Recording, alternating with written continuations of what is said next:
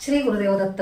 29 जुलै गुरुपौर्णिमेला 60 वर्षानंतर दुर्मिळ राजयोग तयार होत आहे. शुक्र आणि मंगळ हे केंद्र दृष्टियोग निर्माण करणार आहेत. याचा परिणाम 4 राशींवर विशेष होणार आहे. यामध्ये पहिली रास आहे मेष.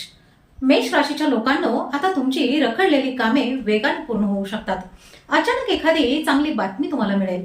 आर्थिक लाभाची संधी निर्माण होईल आणि मेहनतीचे फळ मिळण्यास सुरुवातही होईल. विद्यार्थ्यांसाठीही हा काळ यश देणारा ठरू शकतो. यामध्ये दुसरी रास आहे वृषभ. वृषभ राशीच्या लोकांसाठी नवीन संधींचे दरवाजे उघडू शकतात. नोकरीत प्रगती, व्यवसायात वाढ आणि आर्थिक स्थितीत सुधारणा होण्याचे संकेत आहेत. अनेक दिवसांपासून रखडलेली एखादी महत्वाची गोष्ट आता पूर्णत्वाकडे जाऊ शकते. यातील तिसरी रास आहे तुळ. तुळ राशीच्या लोकांनो, तुमच्या नशिबाला अचानक चांगली कलाटणी मिळू शकते. धनलाभाचे योग निर्माण होतील. घरात आनंदाचे वातावरण राहील आणि वैवाहिक जीवनातील गोडवा वाढेल. तुमच्यासाठी एखादी आनंदाची बातमीही येऊ शकते. आणि या 4 राशींमध्ये शेवटची रास आहे मकर. मकर राशीच्या लोकांसाठी ही गुरुपौर्णिमा विशेष शुभ ठरू शकते.